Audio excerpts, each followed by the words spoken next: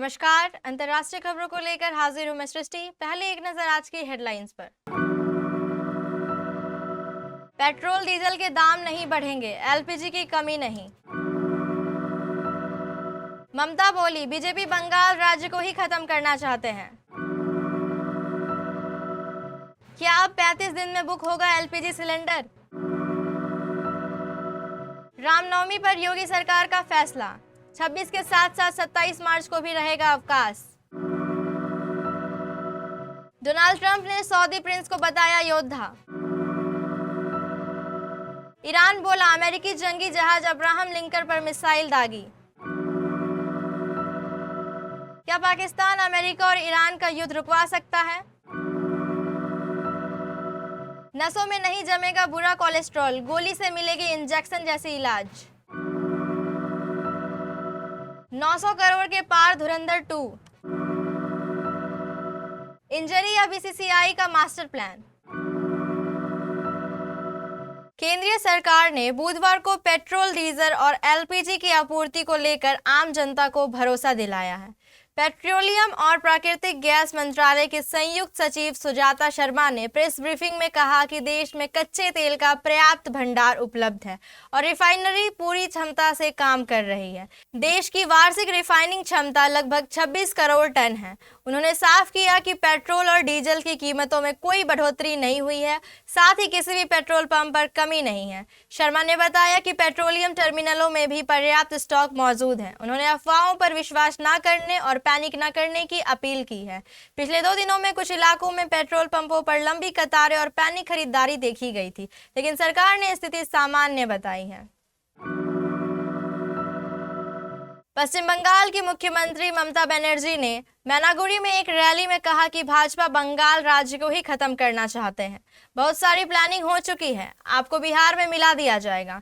मैंने नॉर्थ बंगाल का बंटवारा रोक दिया है। यह कुछ दिन पहले ही सोशल नेटवर्क पर सामने आया था और मैंने उसी दिन अपनी आवाज उठाई थी। उन्होंने आगे कहा कि असली मतदाताओं के नाम वोटर लिस्ट से हटा दिए गए हैं। इससे चुनाव प्रक्रिया की निष्पक्षता और पारदर्शिता पर सवाल उठते हैं। साथ ही पहचान और नागरिकता को लेकर भी सवाल उठाए जा रहे हैं कि किसे एक वैध भारतीय मतदाता के तौर पर मान्यता दी जा रही है और किस आधार पर। अमेरिका, इजराइल और ईरान के बीच युद्ध के चलते दुनिया में हलचल मची हुई है। होर्मुज बंद होने और बीते दिनों टैंकरों पर अटैक की वजह, खासतौर पर तेल गैस संकट कई देशों में चिंता की वजह बन गया। भारत में भी एलपीजी की किल्लत देखने को मिली। इसी बीच सरकार की ओर से कई बड़े कदम भी उठाए गए। इनमें शहरों में एलपीजी सिलेंडर रिफिल की बुकिंग के लिए समय सीमा को 21 दिन 25 दिन भी किया जा चुका है। अब कई रिपोर्ट्स में इस तरह के दावे किए गए हैं कि सरकार ने एलपीजी सिलेंडर बुकिंग के नियम में फिर से बदलाव करके इसे 35 दिन कर दिया। इन पर सरकार की ओर से बड़ा बयान आया है और साफ किया है कि ऐसा कोई भी बदलाव नहीं किया गया है। मुख्यमंत्री योगी आदित्यनाथ ने जन भावनाओं का सम्मान करते हुए उत्तर प्रदेश में 27 मार्च 2026 को अतिरिक्त अवकाश घोषित किया है। रामनवमी का मुख्य पर्व 26 मार्च को है, जिस दिन पहले से ही छुट्टी निर्धारित थी। हालांकि अयोध्या समेत प्रदेश के प्रमुख मंदिरों में श्रद्धालुओं की बढ़ती संख्या और सुरक्षा व्यवस्था को सुदृढ़ करने के उद्देश्य से सरकार ने लगातार 2 दिन के अवकाश का निर्णय लिया है। इस फैसले से लाखों राम भक्तों को दर्शन पूजन में सुगमता होगी और प्रशासन को भीड़ प्रबंधन में मदद मिलेगी।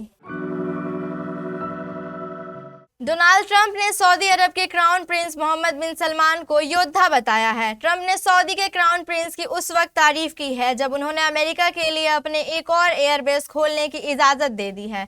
ईरान युद्ध लगातार बढ़ता जा रहा है और कई रिपोर्ट्स में दावा किया गया है कि सऊदी क्राउन प्रिंस बार-बार ट्रंप ने ईरान युद्ध को जारी रखने के लिए कह रहे हैं। ट्रंप ने सऊदी क्राउन प्रिंस मोहम्मद बिन सलमान को योद्धा बताया और मौजूदा युद्ध में उनकी कोशिशों में क्षेत्रीय साझेदारी की भूमिका का समर्थन किया। सऊदी अरब को लेकर रिपोर्ट्स में दावे किए गए हैं कि वो अमेरिका से ईरान के खिलाफ सैन्य अभियान को और तेज करने के लिए कह रहा है।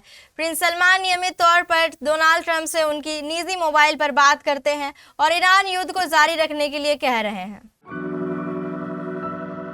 ईरान ने दावा किया है कि उसने अमेरिका की जंगी जहाज aircraft carrier USS Abraham Lincoln पर मिसाइल हमला किया, जिसके बाद उसे इलाका छोड़कर पोजीशन बदलनी पड़ी।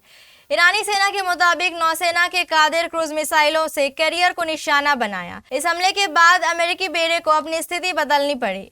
ईरानी नौसेना प्रमुख शहराम ईरानी ने कहा कि अमेरिकी कैरियर स्ट्राइक ग्रुप की हर गतिविधि पर नजर रखी जा रही है। उन्होंने चेतावनी दी है कि जैसे ही यह बेड़ा मिसाइल रेंज में आएगा, उस पर और भी शक्तिशाली हमले किए जाएंगे। हालांकि इस दावे की स्वतंत्र रूप से पुष्टि नहीं हो पाई है और अमेरिका की ओर से इस पर कोई आधिकारिक प्रतिक्रिया सामने नहीं आई है। पाकिस्तान ने औपचारिक तौर पर ईरान और अमेरिका को युद्ध खत्म करने के लिए बातचीत की मेजबानी की पेशकश कर दी है और कहा जा रहा है कि दोनों देशों के बीच यह बातचीत इस्लामाबाद में हो सकती है। बातचीत की खबरें रविवार को उस समय फैलनी शुरू हुई थी जब अमेरिकी राष्ट्रपति डोनाल्ड ट्रंप ने ट्रूथ सोशल पर दावा किया था कि अमेरिका और ईरान के बीच बातचीत जारी है। उन्होंने यह भी कहा कि ईरान के पावर प्लांट्स पर हमलों के फैसलों को टाल दिया गया है। ईरान ने इन बातचीतों का खंडन किया, लेकिन इसके तुरंत बाद ही यह खबरें सामने आने लगी कि यह बातचीत पाकिस्तान की मध्यस्थता में हो रही है। दुनिया भर में हार्ट अटैक और स्ट्रोक के मामले में सबसे बड़ा कारण नसों में जमा बैड कोलेस्ट्रॉल माना जाता है। अब तक इसे कंट्रोल करने के लिए स्टेटिन और इंजेक्शन का सहारा लिया जाता था, लेकिन अब इन मरीजों के लिए खुशखबरी आ गई है। दरअसल वैज्ञानिकों ने एनिलिसिडाइड नाम की एक गोली तैयार की है जो न केवल सुरक्षित मानी जा रही है बल्कि शरीर के 7% तक कोलेस्ट्रॉल कम करने में भी मदद करती है। हाल ही में हुए ट्रायल में इसके नतीजे इतने अच्छे वाले रहे हैं कि इसे दिल की सेहत के लिए गेम चेंजर माना जा रहा है। रणवीर सिंह की फिल्म धुरंधर 2 ने बॉक्स ऑफिस पर बवाल काटा हुआ है। फिल्म सुनामी बनकर आई है जो कमाई के पुराने रिकॉर्ड्स को धुआं कर रही है। ग्लोबली इसका डंका बज रहा है। धुरंधर 2 ने वर्ल्ड वाइड 900 करोड़ का ग्रॉस कलेक्शन किया है। मूवी की कहानी पाकिस्तान, कराची और लियारी पर सेट है, इसलिए भी पड़ोसी मुल्क की आवाम के बीच धुरंधर ने हलचल पैदा की हुई है। इंटरनेट पर एक वीडियो सामने आया है जिसमें धुरंधर 2 की बेहिसाबी कमाई से लियारी के लोगों को मिर्ची लगी है। बात इतनी बढ़ गई है कि वे फिल्म की कमाई का हिस्सा मांग रहे हैं। धुरंधर की ताबड़तोड़ कमाई से वहां के लोग हैरान दिखे। भारत के स्टार तेज गेंदबाज जसप्रीत बुमराह की फिटनेस को लेकर चल रही सारी अटकलों पर अब विराम लग गया है। हाल ही में उनका बीसीसीआई के सेंटर ऑफ एक्सीलेंस बेंगलुरु जाना किसी नई चोट की वजह से नहीं बल्कि एक तय प्लान का हिस्सा था। दरअसल जब बुमराह सीओई पहुंचे और मुंबई इंडियंस के प्री सीजन कैंप में शामिल नहीं हुए तो सोशल मीडिया पर फैंस थोड़ा घबरा गए थे, लेकिन अब साफ हो गया है कि ये कोई चिंता वाली बात नहीं बल्कि उनकी फिटनेस को बनाए रखने के लिए पहले से प्लान किया गया प्रोग्राम है।